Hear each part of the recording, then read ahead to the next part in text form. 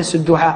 Ce verset, il est ajib, il est extraordinaire. Et malheureusement, nous les jeunes, Wallahi, illa man rahim Allah, sauf ceux à qui Allah Azza wa Jalla fait miséricorde, beaucoup d'entre nous, on est négligents avec nos parents. Et je dis beaucoup d'entre nous, les pratiquants, beaucoup d'entre nous, les jeunes, qui sommes soi-disant attachés à la sunna, qui faisons des efforts pour nous attacher à la religion, beaucoup d'entre nous, Wallahi, notre comportement, il a été influencé par la vie en Occident, et Wallahi, notre comportement, à bien des égards, il est loin du comportement qu'Allah Azza wa Jalla nous a demandé.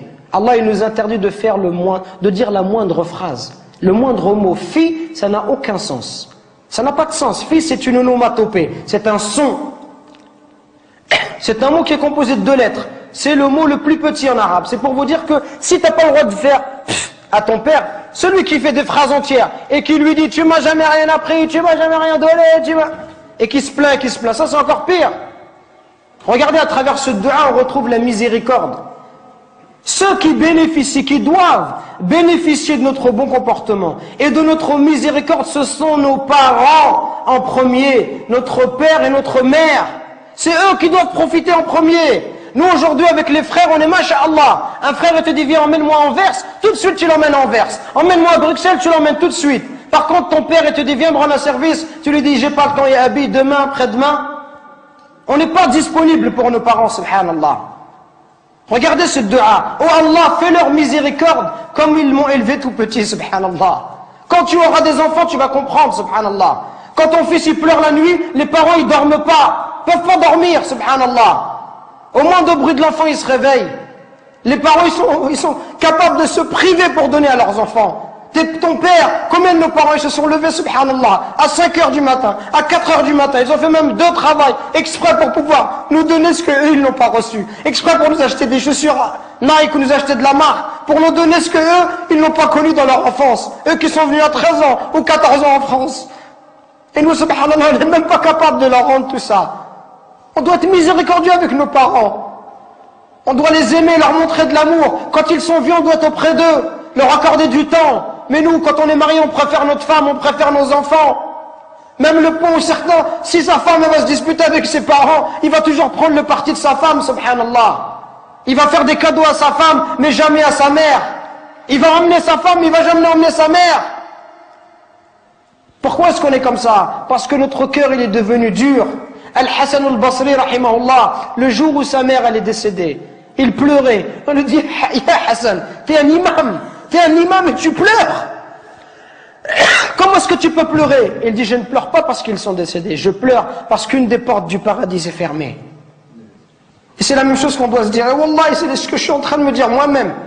Qu'on parle, conférence après conférence, khutbah après khutbah, et on dit comportez-vous bien, comportez-vous bien. Et Wallah, on est insouciant avec nos parents. Jusqu'au jour où nos parents vont mourir, et là on dira subhanallah, j'aurais voulu faire le bien, j'aurais voulu rester auprès d'eux, j'aurais voulu les accompagner, j'aurais voulu les consoler, j'aurais voulu les aider comme ils m'ont aidé, leur donner comme ils m'ont donné, patienter avec eux comme ils ont patienté avec moi. Qu'on se réveille avant qu'il soit trop tard, subhanallah. Qu'on se réveille avant qu'il soit trop tard, avant qu'on ne regrette. Et avant qu'on dise j'aurais aimé faire le bien, j'aurais aimé voyager avec mon père, j'aurais aimé passer du temps avec lui, j'aurais aimé rester juste m'asseoir, boire un verre de thé, parler avec lui, qu'il soit heureux. Combien de gens dans l'histoire de l'islam, ils ont atteint des hauts degrés, juste parce qu'ils étaient bons avec leur mère. Uwais al-Qarani, considéré comme le meilleur des tabi'in. Le prophète alayhi salatu wassalam, il disait à Abu Bakr et à Omar, si vous voyez Uwais, une personne qui s'appelle Uwais, allez le voir et demandez-lui de demander pardon à Allah pour vous. Regardez, subhanallah. Si vous voyez Uwais, allez le voir et demandez, dites-lui que le prophète alayhi salatu wassalam lui passe le salam. Dites-lui que le prophète il lui passe le salam et demandez-lui d'invoquer Allah pour vous, qu'il demande à Allah de vous pardonner. Omar toute sa vie il l'a cherché. Wallahi toute sa vie Omar ibn Khattab il a cherché Uwais al-Qarani. Il l'a vu à la fin de son califat, quelques années avant de mourir. Quand il l'a vu, il l'a trouvé. L'histoire elle est longue, il lui dit est-ce que c'est toi Uwais? Uwais lui dit non, qu'est-ce que tu me veux, t'es qui? Il dit moi je suis Omar ibn Khattab. Il dit qu'est-ce qu'il y a? Et il lui dit le prophète il m'a dit tout cela, tout cela. Uwais il commence à pleurer.